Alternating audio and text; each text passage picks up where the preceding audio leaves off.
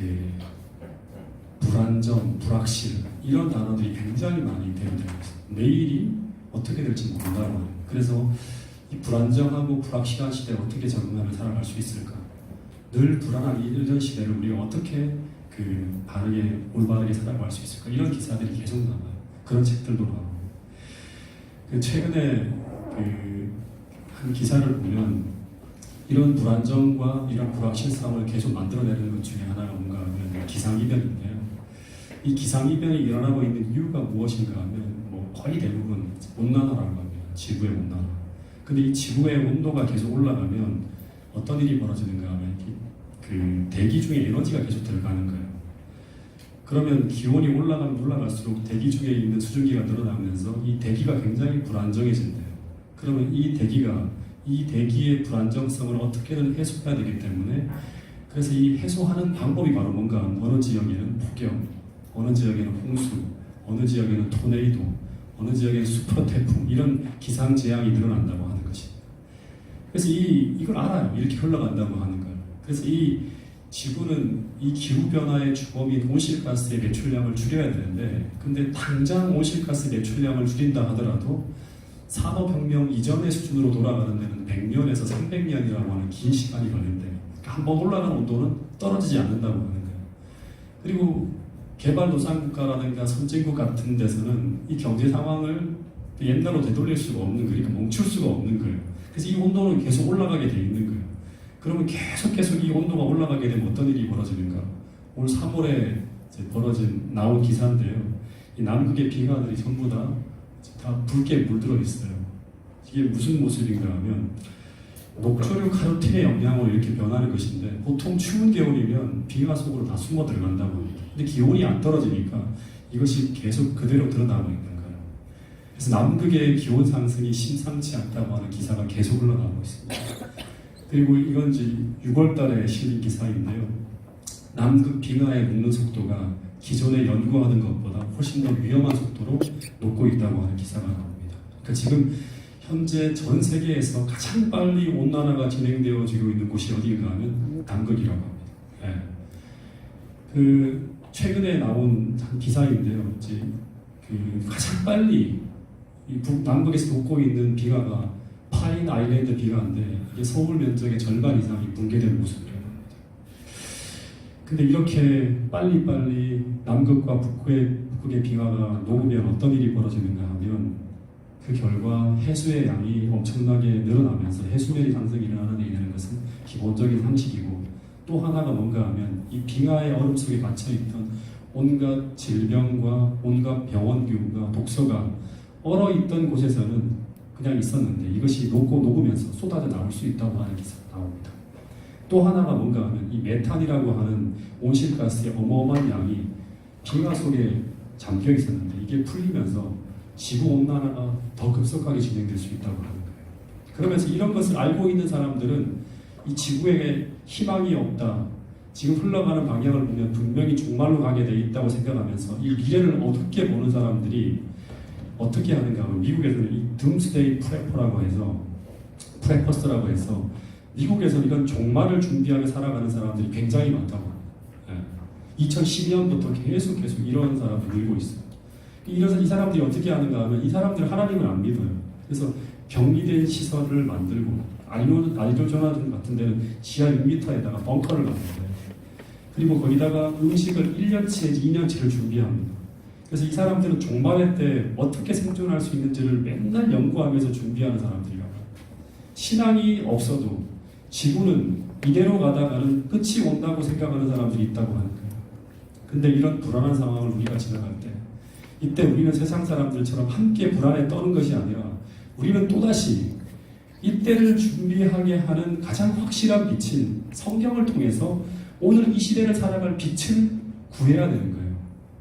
이 모든 것이 불확실하고 모든 것이 어둡게 보이는 이때 우리는 과연 어떻게 살아야 되는가? 이런 질문을 끝없이 던져야 돼요.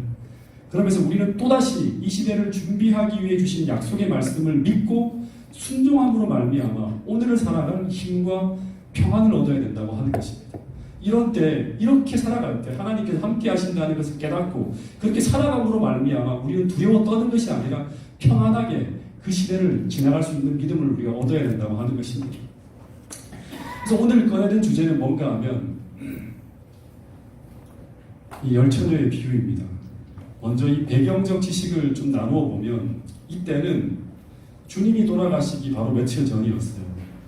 이때 예수님이 감람산 위에서 먼저 종말에 대한 설교를 쭉 마치신 후에 산 아래를 내려다보고 있었는데, 근데 그 산 아래에서 무슨 일이 벌어지고 있었는가 하면 혼인잔치가 벌어지고 있었다고 합니다.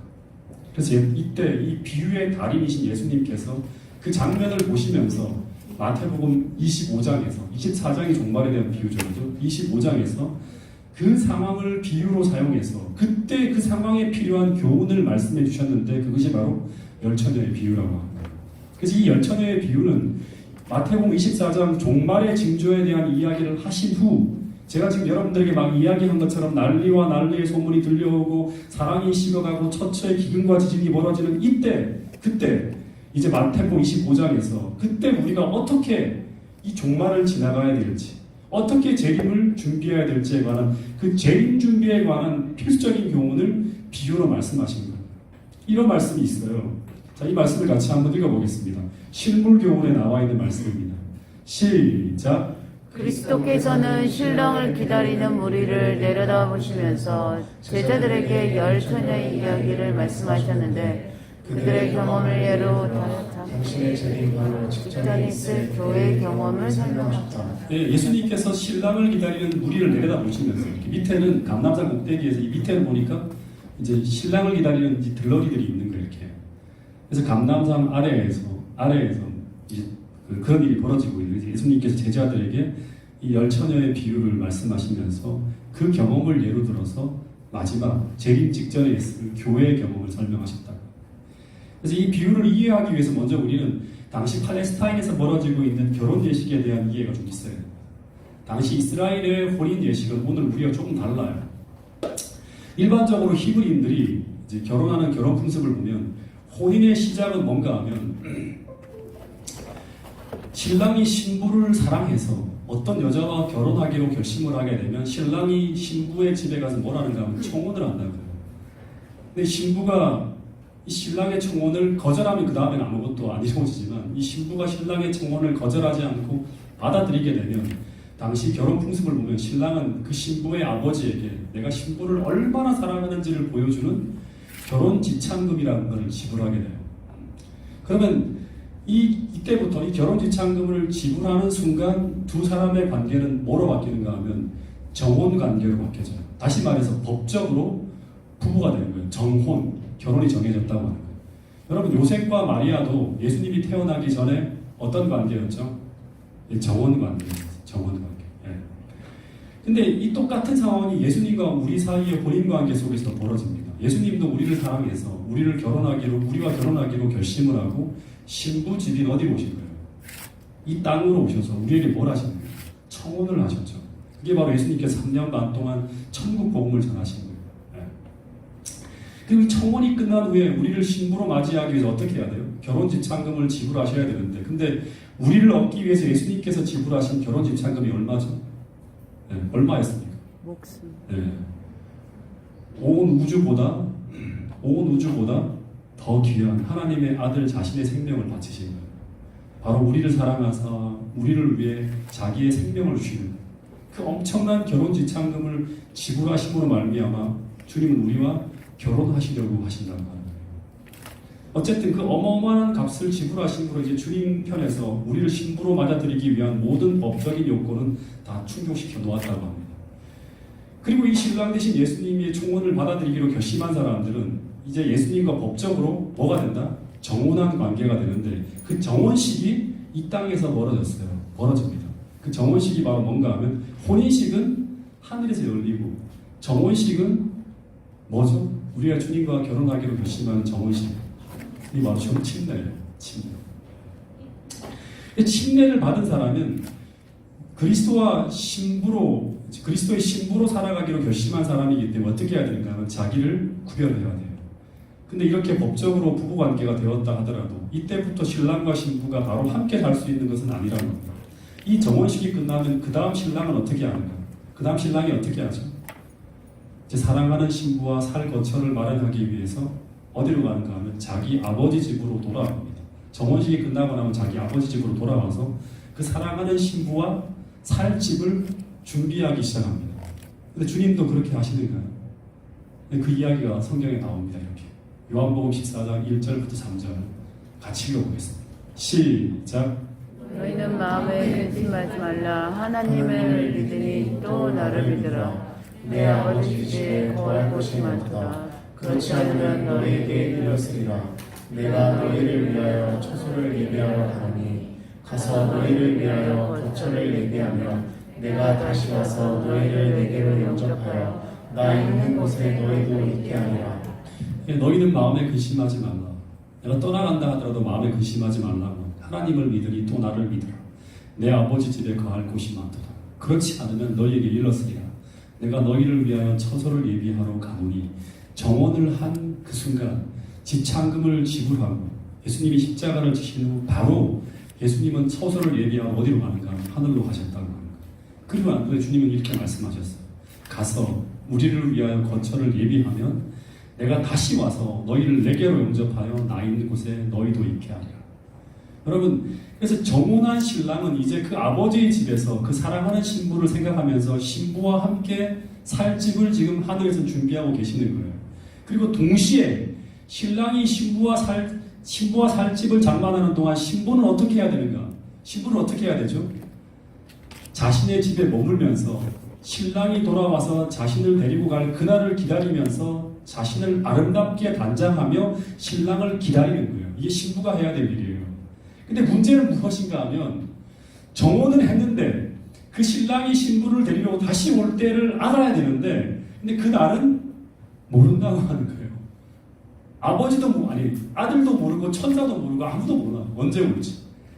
그래서 이 정혼한 때와 신랑이 신부를 데리러 오는 그 기간이 길어질 경우 어떤 일이 벌어지는가 하면 어떤 일이 벌어지죠? 이게 막 계속 길어지는 거예요. 안 오는 거예요. 금방 올 줄 알았는데. 그러면 신부의 마음에 시험이 들 수가 있겠죠. 혹시 신랑이 나를 잊은 것이 아닌지. 더하여서 이 지체의 시간이 길어질 경우 혹시 나를 데리러 오지 않을 수도 있겠다는 생각이 들 수도 있겠죠. 신랑이 잘못된 게 아닐까 해서. 그러면 이 지체의 시간이 길어질 때 어떤 일이 벌어지는가 하면 다른 멋진 남자들의 유혹과 청혼이 들어올 때 신부의 마음이 신랑을 떠나서 그 새로운 남자에게로 향하여 흔들리기도 하겠죠. 이것이 정혼과 결혼 사이에서 벌어지는 신자들의 문제라고 하는 것입니다. 그러나 끝까지 인내하며 그 긴 시간 주님을 사랑하여 기다린 사람들은 마침내 그 신부를 데리러 오는 그 신랑을 만나게 되는데 그 날이 바로 어떤 날인가 하면 재림의 날입니다. 그런 의미에서 본다 그러면 이 신랑을 기다리는 신부에게 재림은 어떤 날일까요? 두려운 날일까요? 기쁜 날일까요? 네? 한번 얘기해 보세요. 이 재림은 신랑을 기다리는 신부에게 두려운 날일까요? 기쁜 날일까요? 기쁜 날. 예. 재림은 그분을 신실하게 기다리고 있는 신부에게는 절대 두려운 날이 아니라고 하는 것입니다. 그들에게 이 재림의 날은 사랑하는 신랑을 만나게 되는 그 오랜 기다림 속에 맞이하는 정말 너무너무 기쁜 날이에요. 마치 성춘향이 고생하면서 이 어사 이몽룡과 더불어서 이 결혼을 했잖아요. 그 이몽룡이 돌아오는 날을 눈빠지게 기다리면서 마침내 어사 이몽룡이 암명사 출도함에 등장할 때 얼마나 기뻤겠어요. 그 성춘향 그죠? 그런 날과 똑같은 날. 그런 의미에서 이 재림의 날을 두려워하는 신부들이 있다면 그 신부들은 어떤 사람들일까요? 생각해봐야겠죠. 두려워하는 사람이라면 어떤 사람들일까요? 정혼한 남편인 그리스도와의 관계에서 문제가 벌어지고 있는 신부들일 것입니다. 현재 정혼한 신랑과의 언약을 어기고 바람을 피우고 있다든가 아니면 정혼한 신랑이 아닌 다른 남자를 더 사랑하게 되었던가 하면서 이제 정혼한 신랑에 대한 사랑이 식어버린 신부들, 즉 정혼한 신랑을 더 이상 사랑하지 않는 사람들이었을 거예요. 처음 정혼할 때 언약한 그 사랑의 언약이 다 깨어진 상태에 있는 신부들이 바로 이 재림의 날을 두려워하게 되는 것입니다. 그래서 이들은 신랑이 다시 오는 것을 바라지 않아요. 절대 바라지 않아요. 그리고 싫어합니다. 반대하고. 실제로 올까봐, 일이 벌어질까봐 두려운 거예요. 왜냐하면 그들에게는 신랑이 다시 오는 이 재림은 그들에게는 두려운 심판의 날이 되기 때문이라고 하는 것입니다. 그러나 정상적인 그리스도인에게 재림의 날은 오래토록 기다린 기쁨의 날이고 환희의 날이 될 것이고 그날 그들은 이런 고백을 주님께 드리게 될 것이라고 성경은 이야기하고 있습니다. 이사야서 25장 9절 말씀입니다. 같이 한번 읽어보겠습니다. 시작. 그날 말하기를 이는 우리의 하나님이시라. 우리가 그를 기다렸으니 그가 우리를 구원하시리로다. 이는 여호와시라. 우리가 그를 기다렸으니 우리는 그의 구원을 기뻐하며 즐거워하리라 할 것이다. 네, 다 기다리고 있는 사람들에는 그의 구원을 기뻐하고 즐거워하며 맞이하게 되는 게 바로 재림의 날이라고 하는 것입니다. 여러분, 그래서 오늘 여러분과 예수님과의 관계가 어떤 관계인지를 다시 한번 이 시간 꼭 점검해 볼 수 있게 되기를 간절히 바라겠습니다. 이 열처녀의 이야기가 나오는 이 시점이 어느 때인가 하면 바로 신랑이 신부를 데려오기 위해서 신부 집 앞으로 달려가고 있던 날, 그날 벌어진 거예요. 다시 말해서 하늘에서 집을 마련하신 것이 딱 끝난 후에 이제 신부를 데리러 집으로 오고 있는 중, 예수님이 오고 있는 중 그 신부의 집 앞에서 벌어지는 이야기가 바로 열처녀의 비유 가운데 나오는 이야기입니다. 근데 본문을 보면 이 신부 집 앞에서는 신랑을 기다리는 신부가 아니에요. 정확하게 아셔야 돼요. 신부가 아니라 10명의 처녀들이 있다고 하는데 이들이 누구인가 하면 당시에는 혼인 예식이 이제 밤에 거행되어지는 게 관례였다고 합니다. 그래서 당시 결혼 예식이 정해지면 이 당일날 신부 측의 들러리들이 정해집니다. 근데 이 신부 측 들러리들이 바로 누구인가 하면 이 비유에 나오는 10명의 처녀들입니다. 근데 이 들러리들이 뭐 하는 사람들이죠? 이 들러리들이 해야 되는 일이 뭐예요? 이거 좀 생각해서 알아야 돼요. 이걸 알아야지만 이 비유를 우리가 이해할 수 있어요. 이 들러리들이 뭐 하는 사람들입니까? 이들이 해야 될 가장 중요한 일이 뭘까요? 네? 바로 신랑이 신부의 집에 도착하기 전에 그 집 앞에서 환하게 불을 밝히는 일을 하는 거예요. 네. 다시 말하면 신랑이 오는 날 그 길을 환히 밝히는 일을 하는 사람들이 바로 누구인가 하면 이 들러리들이 해야 되는 일이에요. 결혼식이 언제 있기 때문에? 밤에 있기 때문에. 네. 그리고 신랑이 도착해서 신부를 데리고 어디로 가는가 하면 신랑 집, 즉 혼인집, 오늘날로 말하면 하늘나라죠. 그곳으로 가게 될 때 이 들러리들이 어떻게 하는가 하면 신랑과 신부를 따라서 그 혼인집인 신랑 집까지 동행하는 일을 이 들러리들이 한다고. 같이 함께 쭉 가는 거예요. 네. 그래서 신부 측 들러리들이 해야 될 일은 뭔가 하면 그 깜깜한 밤중에 신랑이 오는 길을 예비하며 불을 밝히는 일을 해야 되고, 그리고 둘째, 이 신랑 신부와 함께 혼인잔치가 벌어지는 그 집까지 함께 동행하는 일을 하게 된다고 합니다. 그래서 당시 들러리들이 해야 될 가장 중요한 일이 무슨 일인가 하면 신랑이 도착할 때까지 등을 밝히기 위해서 등과 함께 뭘 준비해야 된다? 아주 넉넉한 기름을 준비해야 되는 것. 이것이 들러리들이 해야 될 가장 중요한 일이라고 하는 거예요. 네. 다시 말해서 등과 함께 넉넉한 기름을 준비해야 되는 일은 이 들러리들에게 아주 특별한 일이 아니라 이 들러리들이 자기가 들러리들이라는 것을 인식했다고 하면 반드시 준비해야 될 가장 중요한 의무라고 하는 거예요. 근데 이 어리석은 처녀들은 이 당연한 의무를 하지 않았기 때문에 낭패를 당하고 있는 거예요. 네. 여러분, 근데 오늘 우리들이 이 신랑이 오실 때 그 길을 밝히며 신랑이 오실 길을 준비해야 되는 자들이 바로 누구인가 하면 바로 이 열처녀의 비유로 표장된 마지막 때 교회에 다니고 있는 교회 성도들이라고 하는 거예요. 근데 그 일을 위해 오늘 우리는 지금 이 넉넉한 기름을 준비하고 있는 삶을 살아가고 있는가 하는 거예요.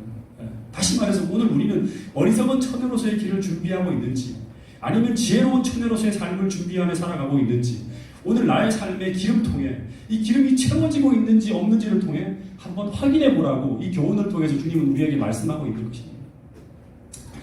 근데 본문을 읽어보면 당시 신랑을 기다리는 이 10명의 들러리들에게 처음에는 아무런 문제가 일어나지 않았어요. 문제가 벌어지기 시작하는 것은 뭔가 하면 신랑이 도착하기로 그들이 예상했던 그 시간보다 지체하는 문제가 벌어지면서부터 이제 문제가 벌어지기 시작하는 거예요. 보통 당시의 결혼식을 하는 시간은 저녁 6시나 7시 정도에 결혼식을 한다고 합니다. 그래서 신랑이 이제 그 심도 되면 이제 금방 이제 등만 켜놨다가 신랑이 오면 딱 이제 불을 끄고 들어가면 돼요.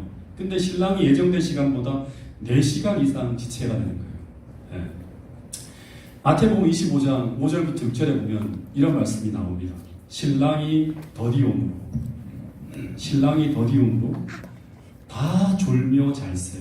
그 다음에 무슨 말이 나오죠? 밤중이라고 하는 말이에요. 밤중. 그러니까 한밤중에 소리가 나네. 보라 신랑이로다 맞으러 나오라 하는 신랑의 도착을 알리는 소리가 막 들려옵니다. 여기 본문에 보면 신랑은 언제 도착한다? 한밤중에 도착한다. 밤중에. 근데 이 밤중에라는 말은 오늘 우리에게 무엇을 의미할까? 좀 생각을 해야겠죠. 아주 깜깜한 때예요. 그러니까 한 밤 12시쯤 되는 거예요. 그러니까 보통 그들이 생각할 때는 한 6시나 7시쯤 신랑이 도착할 거라 생각했는데 한참 지체돼서 밤 12시에 도착하는 거예요. 그래서 이 도착 예정 시간보다 1시간이 지나가고 2시간이 지나가면서 이 기다리던 들러리들이 본문에 보면 피곤을 이기지 못하고 하나 둘 졸기 시작하는데 그러다 보니까 등은 어떻게 됩니까? 조니까 어떻게 돼요? 등을 안 살피니까 꺼져가고 있었고 그리고 더 시간이 지체되면서 하나 둘 조는 정도가 아니라 본문을 보면 어떻게 되고 있다? 다 졸며 잘세라고 하는 말이 나와요. 다 졸며 잔다. 그러니까 이 신랑이 자정을 거의 넘기는 시간까지 도착하지 않고 있었다고 하는 걸 이야기하고 있는 거예요. 거의 막 사람들이 이제 그 기다림에 지쳐서 다 자기 시작하는 시간. 여러분 마태복음 25장에서 이 마태가 열처녀의 비유를 통해 말하고자 하는 것 첫 번째는 뭔가 하면 주님이 도착하기 직전 슬기로운 처녀나 어리석은 처녀나 다시 말해서 모두가 잘 수밖에 없는 그런 상황이 그런 환경이 세상에서 벌어질 것이라고 하는 것 바로 그때가 주님이 오실 때라고 하는 거예요. 이걸 기억해야 돼요. 네. 다시 말하면 모든 교회 사람들 하나님을 기다린다고 하는 이 재림교회 성도들이라든가 밖에 있는 성도들이라든가 모든 성도들이 그리스도인들이 다 잘 수밖에 없는 그런 상황이 벌어질 때 그때가 바로 예수님이 오실 때라고 하는 거예요. 여러분 신랑이 온 때는 가장 캄캄한 밤중이었다. 이와 같이 그리스도의 재림도 이 지상 역사의 가장 캄캄한 시대에 올 것이다. 이런 말씀이 있어요. 더 보면 노아와 롯의 시대의 형편은 인자가 오시기 직전의 세상의 형편을 잘 묘사합니다. 이 시대를 예언하는 성경절들은 사단의 모든 힘과 불의와 모든 속임으로 활동할 것을 말해주고 있다. 그의 활동은 마지막 날에 급속도로 증가하는 어둠과 오류와 이단과 미혹으로 명백해지고 있다. 사단은 단지 세상을 사로잡을 뿐만 아니라 그의 속임수로 우리 주 예수 그리스도의 교회라고 자처하는 교회들을 암암리에 부패시키고 있다.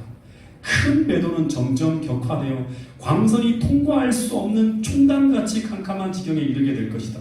그래서 그때는 하나님 백성들에게 진리를 위한 시련의 밤이 될 것이며 슬픔의 밤, 핍박의 밤이 될 것이다 라고 실물교훈에 보면 나와 있습니다.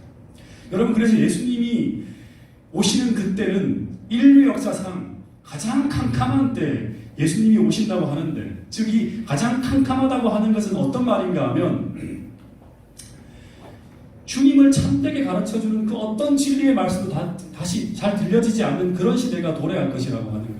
다시 말해서 교회는 존재하는데 교회가 교양을 가르쳐주는 정도 아주 재미있는 이야기나 들려주고 그런 이야기로 거의 끝나고요. 신랑을 기다리는 재림에 대한 이야기는 거의 사라지고 있고 심리적인 위로나 즐거움만을 주는 다시 말해서 이 시대가 어떤 시대인지를 알려주는 진리의 빛이 거의 다 꺼져가는 그때가 도래하게 될 것이라고 하는 것입니다.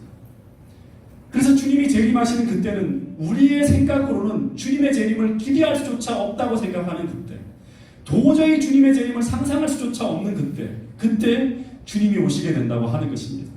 그래서 생각해보면 이 말씀들과 이 열처녀의 비유를 통해 생각해보면 대부분의 그리스도인들은 이 신랑을 기다리는 대열에서 이탈해 있을 것이고 그 내열에 있는 사람들도 대부분의 사람들은 등이 꺼져 있고 등을 밝힐 기름은 아예 존재하지 않는 그 상태로 그 자리에 앉아 있을 것이라고 하는 것을 예상할 수 있는 거예요.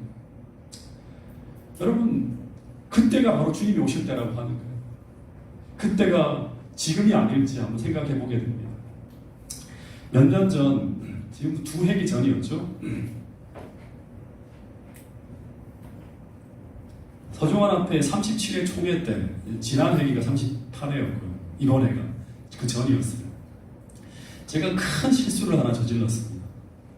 이 총회 대표는 이제 담임 목사는 당연직으로 들어가고요. 그다음에 이제 그 교회 인원수에 따라서 장로님들 몇 분이 들어가게 돼 있어요. 그래서 저는 당연직으로 이제 총회 대표로서 이제 그 자리에 포함됐기 때문에 총회가 끝나는 날까지 총회장에 머물러 있어야 돼요. 특별히 목회자는 그것이 의무입니다. 그래서 하루 종일 총회장에 머물고 있었는데 이제 오후에 이제 조직위원 선출이 있었는데 그 조직위원은 이제 어떻게 뽑는가 하면 바둑알을 통해 제비뽑기로 뽑아요. 누가 될지 몰라요. 근데 다행히 제가 안 뽑혀갖고 전 이제 모든 할 일이 끝났다고 생각을 했습니다. 왜냐하면 이 조직위원들이 누굴 뽑는가 하면 선거위원을 뽑아요.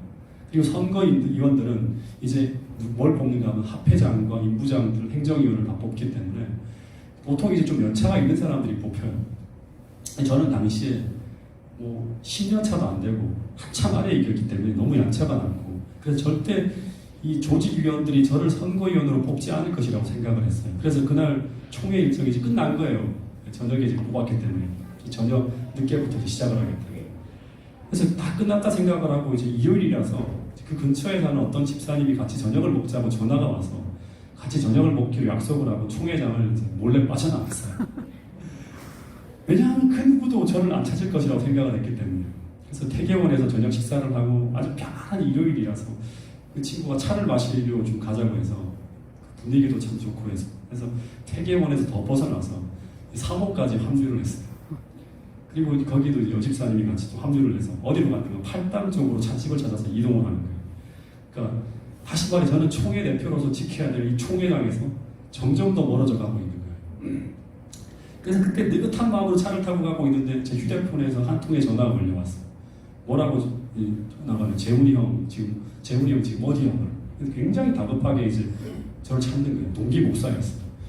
난 지금 어디로 이동 중이다. 나 없다고 해. 그러면서 그 이동 중이다 하니까 그 친구가 하는 말이 형 지금 당장 들어오라고. 그러니까 지금 형이 선거위원으로 뽑혔다고 하는 거예요. 그래갖고 처음에 장난치는 줄 알고 왜 장난이냐고 하니까 장난이 아니라고 하는데 목소리 톤이 높아지는 거예요. 말을 안 믿으니까 막 톤이 높아지는 거예요. 순간 그 얘기를 듣자마자 큰일 났다 생각을 하는 생각이 번뜩 들었어요. 예상치 못한 상황이 도래한 거예요. 그래서 하는 말이 돌아오는데 얼마쯤 걸리냐고 하는데 팔당쪽 근처까지 갔잖아요. 36대학까지 상당히 먼 거리를 벗어나 있기 때문에 막 속도를 내도 한 30분 이상은 좋게 걸릴 것 같은 그런 거리였어요. 그래서 그 동기 목사가 하는 말이 최대한 빨리 돌아오라고. 지금 연합회장님과 목사님, 장로님 거의 40분 정도가 뽑히거든요. 40명이 전부 누구를 기다리고 있는가 하면 전부 형이 돌아오기를 기다리고 있다고 하는 거예요. 다시 말해서 형이 돌아올 때까지 40여 분의 목사님들과 장로님들이 아무것도 하지 못하고 나를 기다리고 있을 것이라고 하는 그 말을 듣는 순간 뭐라고 형용할 수 없는 낭패감이 막 몰려오는 거예요. 도대체 내가 무슨 짓을 하고 있었던 것인가 하는 생각에 큰 충격에 빠진 거예요. 제게 도저히 벌어질 것이라고 생각하지 못한 일이 지금 벌어진 거예요. 이건 안 벌어질 거야. 예상한 일. 그때부터 제가 차를 돌려 돌아가는데 정말 정신이 없었어요. 제 동기 목사들이 계속 카톡이 오고 전화가 걸려오고 몇 분 걸리냐 전화를 수도 없이 주고받으면 달려가는 정말 난리가 난 거예요. 마치 영화의 한 장면처럼 삼육고등학교 강당 앞에서 차를 막 깨 세우고 그 다음에 이제 바로 막 가방을 들고 선거위원회가 열리는 방이 어디냐고 계속 물으면서 뛰어가는데 그 선거위원회가 열리는 그 방문에 딱 도착해서 방문을 딱 여는 순간 그 정면에 딱 저를 기다리고 있는 연합회장님이 의장으로 딱 앉아있고 그리고 양쪽에 선배 목사님들이 저를 다 쳐다보는데 하필이면 제 자리가 어딘가 지정석이 있거든요. 지정석이 곳이잖아요. 맨 앞자리까지 제가 앞으로 걸어 들어가는 뒤에 앉아있으면 좋은데 제 앞자리가 저쪽이라고 계속 지적을 하는 그 앞에까지 걸어 들어가는 정말 몸둘 바를 모를 정도로 막 불편해요. 그러면서 떠오른 생각이 이것이었습니다. 신랑이 오는 상황은 전혀 예상치 못한 날 다시 말해서 우리의 모든 긴장감이 다 풀어지고 우리가 도저히 그렇게 될 것이라고 상상하지도 않은 그때 상상하거나 기대하는 것이 불가능한 그때 무슨 소리가 들린다? 보라 신랑이로다 맞으러 나오라는 소리가 들릴 것이라고 하는 것입니다. 그때 내 이름을 부르는 소리 부르시고 나를 찾는 그런 소리가 들려오는 그런 날이 있을 것이라고 하는 거예요. 그래서 우리는 그때 아무리 주님의 재림이 지체할 것처럼 보인다 하더라도 너무나 졸려서 심지어 영적으로 잠이 든다 하더라도 최소한 그리스도인으로서의 위치를 재림교인으로서의 그 위치를 이탈해서는 안 된다고 하는 것입니다. 그래서 우리의 모든 삶의 위치가 하늘 총회의 대표로서 주님께서 머물라고 하신 재림신자의 바운더리 안에서 언제라도 주님이 부르시면 달려나갈 수 있는 그런 지혜로운 위치에 머물고 있는지 우리 모두가 이 시간 함께 점검해 볼 수 있는 여러분과 저가 될 수 있기를 간절히 바라겠습니다. 아멘. 어쨌든 이 신랑이 도착을 알리는 그 밤중 소리는요, 이 열 처녀들을 둘로 딱 나누어 버렸습니다. 당시 등불은 이렇게 졸다가 다 꺼져버렸는지 아니면 가물가물했을 거예요. 전부 다 지체, 예수님이 오는 시간이 아주 지체됐기 때문에. 그런데 이 신랑이 도착한다는 소리가 들려왔을 때 그때 즉시 다시 등에 불을 밝혀 신랑을 맞아 나가는 처녀들이 있었는데 그들은 어떤 사람들인가 하면 오랜 시간 등불을 밝힐 수 있는 넉넉한 기름을 준비한 사람들은 어떻게 하는가 하면 지체됐으니까 오일이 떨어졌잖아요. 다시 여분의 오일을 부어서 등을 환하게 밝히면서 신랑을 맞으러 나갔다고 합니다. 또 한 부류의 처녀는 다시금 등에 불을 밝혔는데 등이 계속 다시 꺼지는 거예요. 그 이유가 뭔가 하면 그 등에 등불을 밝힐 기름이 바닥이 나 있었기 때문이에요. 그래서 아무리 붙여도 안 되는 거예요. 꺼지는 거예요. 그래서 이들이 어떻게 하는가 하면 실기로운 처녀들에게 물어요. 우리의 등불이 꺼져가니 너의 기름을 나누어 달라고 하는 거예요. 근데 이 지혜로운 처녀들의 반응이 기가 막힙니다. 뭐라고 하는가 하면 기름은 어떻게 할 수 없다? 나눌 수 없는 것이다. 그러면서 하는 말이 뭔가 하면 기름을 파는 데 가서 사라고 하는 거예요. 사라고 하는 거예요. 네. 그래서 여러분, 이 여분의 기름을 준비하지 못한 이 어리석은 처녀들은 결국 그 기름을 사러 가다가 결국 신랑과 함께 혼인잔치 집에 들어가는데 실패하는 것으로 이야기가 끝이 납니다. 여러분, 이 비유는 실물교훈에 보면 그것은 바로 재림 직전에 있을 교회의 경험을 설명한 것이라고 말씀을 드렸어요. 여러분, 그래서 우리는 종말에 이 열 처녀의 비유에 등장하는 이 두 종류의 신앙인 중에 한 신앙인으로 나타나게 될 것이라고 하는 것입니다. 첫 번째는 지혜로운 다섯 처녀로 비유된 지혜로운 신앙인과 두 번째는 어리석은 처녀로 비유된 지혜 없는 어리석은 신앙인으로 우리의 신앙의 모습이 마지막 때 나타날 것이라고 하는 거예요. 여러분, 근데 이 지혜로운 처녀와 어리석은 다섯 처녀의 이 다섯 처녀는 결정적으로 무엇으로 구분되어지는가 하면 이 슬기로운 처녀와 어리석은 처녀는 그 지체의 시간에 사용할 여분의 기름을 준비하였는가 준비하지 못하였는가 이것으로 말미암아 결정적으로 둘로 나누어지게 된다고 하는 것입니다. 여러분, 슬기로운 처녀는 무엇을 소유하고 있었는가 하면 등과 함께 따로 그릇에 담겨진 기름을 준비하였다고 합니다. 여러분, 지난번 우리 창세기 공부할 때 배웠죠. 이 등은 무엇을 가르친다? 등은 무엇을 가르치는가 하면 시편 109편, 119편, 105절에 보면 하나님 말씀이고 기름은 무엇을 상징한다? 스가랴서에 보면 성경인데 이 지혜로운 다섯 처녀는 이 성령을 등 속에 담겨진 것 말고 따로 기름이 떨어져 갈 때를 대비하여 환란의 때 혹은 재림이 지체되는 시기에 벌어질 그 엄청난 시련의 때를 대비해서 그릇에 담아서 따로 준비한 여분의 기름을 소유하고 있었다고 하는 거예요.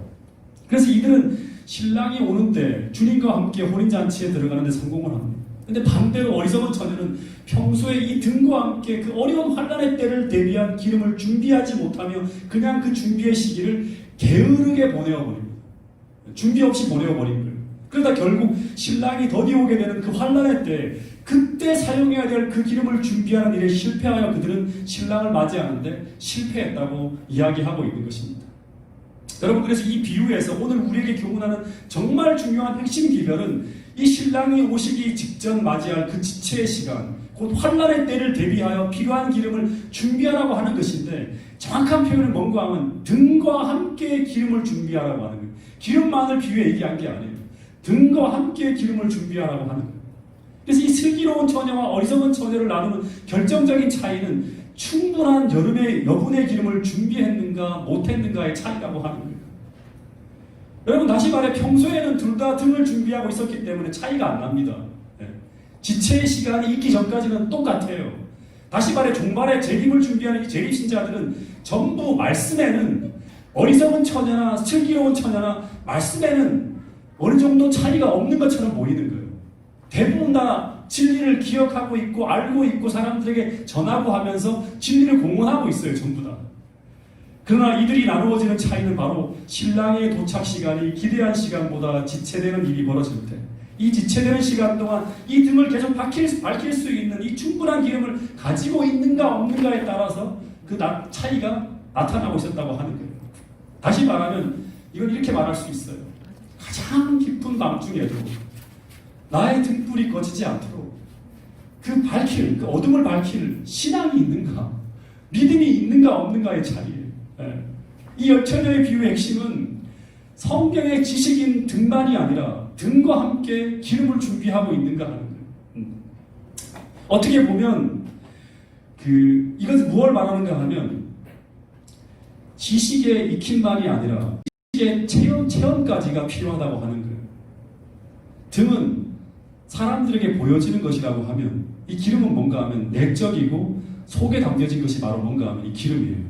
그래서 오늘 우리의 머리에 무엇이 채워지는가만이 아니라 우리의 마음에, 우리의 삶에 어떤 경험이 채워지고 있는가 하는 문제를 살펴보라고 하는 거예요. 정말 중요한 것입니다. 여러분, 근데 이 말씀의 체험을 가능하게 하는 것이 바로 뭔가 하면 기름인데, 이 기름이 무엇인가 하면 성령을 말한다고 우리가 계속 듣고 있어요. 여러분, 정확하게 말하면 성령이라고 하는 건 뭐죠? 성령이라고 하는 것은 성령 하나님을 말하는 거예요. 그래서 이 성령 하나님은 성도 간의 교제로 나눌 수 있는 것이 아니에요. 이 기름을 얻으려면 우리 각 개인이 성령 하나님 앞으로 나아가서 그 하나님을 만남으로 말미암아 개인적으로 얻어야 되는 것이 바로 뭔가 하면 이 기름이에요. 이 어리석은 처녀가 슬기로운 처녀에게 나눠달라고 했을 때 이것은 우리가 나눠줄 수 없다고 하는 것이 바로 뭔가 하면 이런 사실 때문에 그런 이야기를 하고 있는 것입니다. 그리고 또 하나, 이것은 사고 구하고 얻어서 우리 영혼의 삶에 채워야 되는 시기가 언제인가 하면 바로 주님이 도착하신다고 하는 소리가 들려오는 그때가 아니라 그것을 채워야 되는 시기는 바로 뭔가 하면 밤중 소리가 들려오기 전 바로 지금이라고 하는 거예요. 여러분, 신자들의 이 병에 담겨야 될 이 기름, 이 성령을 우리가 어떻게 그럼 채울 수 있는가? 이 부분을 좀 마지막까지 좀 다뤄야 되는데,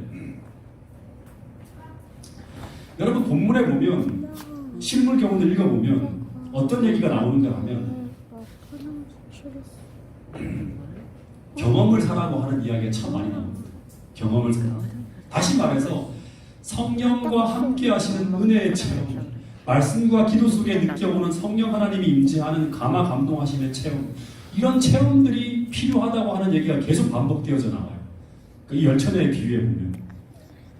그리고 또 어떤 체험을 하라고 하는가 하면 말씀을 실천하는 가운데 경험하는 성령이 함께 하시는 능력의 경험을 사라고 하는 그런 표현들이 많이 나와요. 말씀을 실천하는데 경험해야 되고 성령과 함께하는 은혜의 체험을 하라고 합니다. 말씀과 기도 속에 느껴오는 성령 하나님 임재하시는 그 감동적인 체험들을 계속 하라고 하는 거예요. 다시 말해 더 정확하게 말하면 성령 하나님과 개인적으로 함께하는 가운데 경험하는 그 교제의 체험을 하라고 하는 거예요. 이것은 철저하게 개인적인 체험이에요. 그렇기 때문에 우리가 성도 간에 나눌 수 있는 게 아니에요. 그 사람이 성령 하나님과 개인적인 교제를 통해서 얻어야 되는 경험이에요.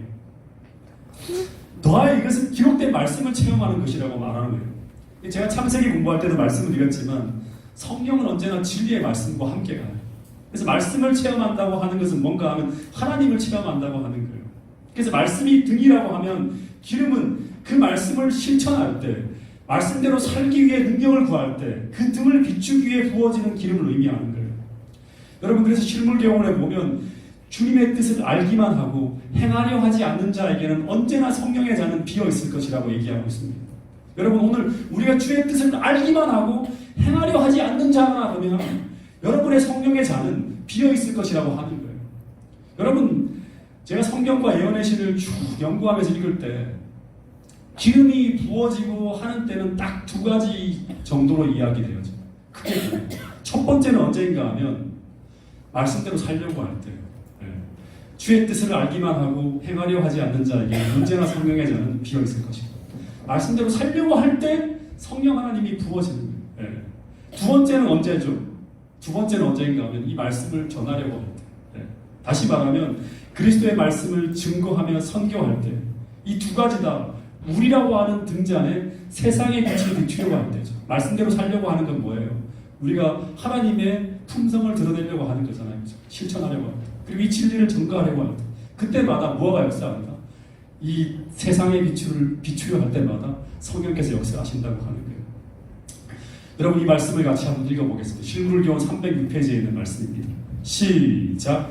하나님의 성령이 없이 하나님의 말씀만을 하는 것은 아무 소용이 없다. 성령의 감화가 없는 진리의 이름만으로는 사람의 심령을 깨우치고 마음을 성결케 할 수 없다. 네, 하나님의 성령이 없이 하나님의 말씀만 아는 것은 아무런 소용이 없다. 여러분 이 말씀을 뼛속 깊이 새기고 돌아가시게 될 수 있기를 간절히 바라겠습니다. 성령의 감화가 없는, 성령의 체험이 없는 진리의 이론만으로는 사람의 심령을 깨우치고 사람들의 마음을 성결케 할 수가 없다고 하는 거예요. 주님이 오실 때 우리는 성결한 마음과 성결한 품성을 가지고 주님을 맞이해야 되는데 전혀 변화가 일어나지 않는다고 하는 거예요. 아무리 많은 말씀을 듣고 깨닫고 한다 하더라도. 여러분 다시 이야기합니다. 슬기로운 처녀와 어리석은 처녀가 나누어질 핵심 차이는 바로 신랑이 도착하였을 때, 도착하는 그 시간이 임박했을 때 그 충분한 여분의 오일이 있는가 없는가 하는 거예요. 근데 그 준비는 언제 해야 되는가? 바로 그들이 들러리로서 초청장을 받았을 때, 그때 그들이 들러리로서 날마다 올리브 열매를 따서 기름을 만들 때 어떻게 해야 돼? 따서 말리고 절구에 찍고 하면서 그 오일을 준비하는 일을 그때 해야 되는 거예요. 그래서 이 초청장을 받고 난 후 이 들러리들이 그동안 어떻게 준비하였는가 하는 것이 바로 그날의 성공과 실패라는 결과를 통해서 결정되어졌다고 하는 것입니다. 여러분 이 여분의 오일이라고 하는 말에 꼭 여러분들의 마음과 생각을 기울이시게 되기를 간절히 바라겠습니다. 다시 말해서 평소 오늘이요 오늘 나는 성령을 계속 체험하는 삶을 살아가고 있는가? 나는 성령의 감화를 늘 받으며 살아가는 삶을 살아가고 있는가? 오늘 이 종말의 때를 살아가는 우리에게 너무너무 중요한 그러한 교훈이라고 하는 것입니다. 오늘 나는 주님이 재림이 지체되고 있는 이 시기에 그 환란의 때를 대비한 충분한 오일을 나는 준비하였는가? 나의 영적 오일 게이지가 충분하게 채워져 있는 상태로 나는 살아가고 있는가? 여러분 오늘 여러분의 삶을 한번 점검해 볼 수 있게 되기를 간절히 바라겠습니다. 작년이 아니죠. 몇 년 전이었죠. 이 성주 엄마랑 결혼기념일 날이었는가 아니면 저 사람의 생일이었는가 제 생일이었는가 잘 기억이 안 나요.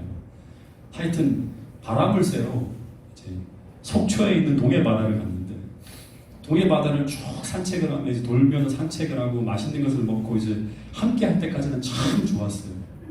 돌아오는 길에 속초 시내를 딱 통과해서 서울 쪽으로 딱 방향을 틀고 딱 올라오고 하는데 딱 보니까 이 제 자동차의 오일 게이지에 불이 딱 들어오는 거예요. 네. 그래서 성주 엄마가 성주 아빠 오일 게이지에 이게 불이 들어와 있으니까 오일을 충분히 넣고 서울로 올라가는 게 낫지 않겠어? 라고 얘기를 하는 거예요. 근데 이제 왜냐 그러면 돌아가는 길이 이제 설악산을 넘어가야 돼요. 설악산을 넘어서 가야 되는데 돌아가야 되는데 불이 들어온 상태로 넘어가는 것은 굉장히 위험해 보이는 거죠. 그렇게 보이는 거예요. 왜냐하면 이 설악산은 오르막 내리막이 있잖아요. 그 오르막길이기 때문에 이 차가 굉장히 많은 에너지를 써야 돼요. 오르막을 올라갈 때, 그렇죠? 이 설악산 같은 것이 바로 뭔가 하면 그 환란의 시기 같은 것은 우리가 에너지를 굉장히 많이 써야 돼요. 믿음을 엄청나게 발휘해야 되고 그 다음에 계속 기도하며 달려가야 되는 게 바로 뭔가 하면 이제 오르막을 치고 올라갈 때. 근데 이제 오일을 채우고 가려고 하면 어떻게 해야 되는가 하면 귀찮게 가는 길에서 벗어나서 돌고 돌아서 주유소를 찾아가야 되는데 이 귀찮은 거예요. 도로가에 있으면 이제 바로 집어넣으면 되는데 이제 여기 주유소가 안 보이는 거예요. 마찬가지예요, 여러분. 말씀을 실천하고 기도하면서 성령에 순종하며 성령을 채우고 가는 성령의 주유소는 늘 우리의 본성과 다른 방향으로 돌아야 되는 귀찮고 불편한 자리에 늘 위치해 있어요. 그래서 우리가 노력을 해야 돼요. 의지를 발휘하고 정말 각성하고 필요하다고 하는 절박함이 있어야지만 그쪽으로 갈 수 있는 거예요. 근데 제가 가만히 보니까 이 미시령만 탁 넘어가면 금방 주유소가 나오기 때문에 어떻게 할까 망설이다가 제가 판단하기를 제가 운전 경력이 그래도 한 25년쯤 되니까 제 판단으로는 이제 충분히 미시령을 넘어서 불이 들어온 시간이 얼마 안 됐으니까 내려가면 주유소가 있기 때문에 여기까지 충분히 갈 수 있다고 판단이 드는 거예요. 이 정도 양이면 충분히 그때까지 차가 버텨줄 수 있겠다고 생각을 했어요. 그래서 기름을 채우지 않고 그냥 고고하면서 미시령을 향해서 달려서 차를 몰았습니다. 근데 이 미시령 올라가는 데만 급경사라도 붕붕 하는데 차가 굉장히 기름을 빠르게 소모하는 것처럼 막 느껴지는 거예요. 오일 게이지에 불이 들어온 상태에서 그 게이지가 더 바닥으로 내려가는 게 보이는 거예요. 그리고 거의 바닥을 찍고 있었어요. 그래도 이제 차를 이제 돌이킬 수가 없어요. 이제 무조건 가야 돼요. 그 환란의 시기에 들어가면 무조건 가야 되는 거예요.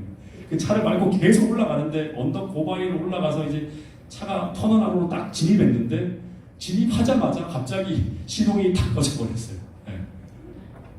그러니까 미시정 터널 안 어떻게 보면 가장 어둡고 가장 위험한 곳에서 반드시 차가 지나가야 될 그 공간에서 차가 딱 멈춰버린 거예요. 갓길도 없고 그 무시무시한 공간에서 제가 비상등을 딱 켜고 있는데 옆에 잠깐 이렇게 이제 세워둘 곳이 있더라고요. 근데 차들이 전부 다 빵빵거리고 난리가 난 거예요. 거기서 비상 깜빡이를 켜고 시동이 꺼진 상태로 차를 터널 안에 옆에 대고 제가 전화를 했어요. 에리카 서비스에 전화를 걸었어요. 기름이 떨어졌다고 하니까 어디에요? 구조하러 가겠다. 어디요? 묻는데 제가 이 미시령 터널 안이라고 하니까 그 사람이 하는 말이 왜 앵꼬난 차를 산꼭대기까지 몰고 가서 멈춰버렸냐고 하면서 미시령 터널은 시내가 아니라 산꼭대기이기 때문에 적어도 30분에서 40분 정도 걸리라고 하는 거예요. 그래서 그 터널 안에서 그 무시무시한 공간에서 쌩쌩거리며 차들이 지나가는 그 위협적인 소리를 들으면서 장장 40분 동안 공포에 떨면서 그 터널 안에 제가 갇혀 있었던 적이 있습니다. 여러분, 제가 경고등을 무시하고 차를 끌고 간 것은 기름이 다 떨어져 가는 줄은 알았지만 적어도 미시령 터널을 건너 다음 주소까지는 무사히 넘어갈 수 있을 것이라는 잘못된 믿음이 있었기 때문에 그렇게 된 거예요. 여러분, 이 시간 여러분 모두 여러분의 신앙 상태를 한번 점검해 보시길 바랍니다.